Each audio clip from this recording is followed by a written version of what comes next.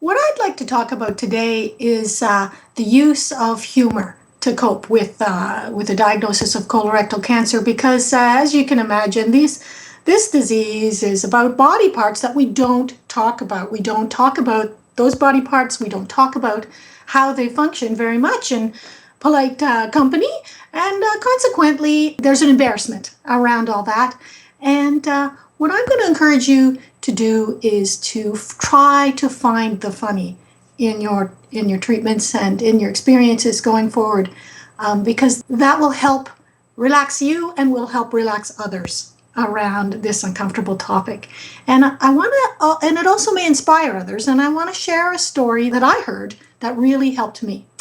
And it was a story told by a speaker at a conference about this is a man who was an ostomate from 3 months of age, so a permanent ostomy. And I had a temporary ostomy, and I thought that was a struggle.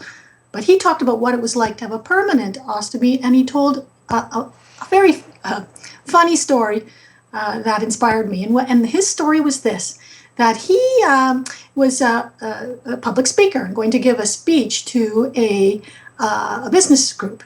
And on the way in, his ostomy appliance burst, and he was covered with excrement, and he thought, okay, now I've really got to clean myself up. So he went into the washroom and started to clean himself, and then he realized, oh my goodness, I'm going to have to go out to the sink, and what's more, I'm going to have to take off all my clothes because I'm quite messed up here. So he takes off all his clothes, but he's still kind of covered with the stuff, and he goes out to the sink, and while he's at the sink, what should happen? But 4 Japanese businessmen come in and find him there. So he stares at them, they stare at him, he's fully naked, they're horrified, they all start screaming, everybody screaming, and the businessmen run out of the washroom, and he's like, oh, ashamed but embarrassed, but amused too. So he cleans himself up, gets himself in his business suit, goes out to give his speech. He goes up to the podium and then sees, who are the 4 people sitting in the front row of his business speech? Well, it's the 4 Japanese businessmen.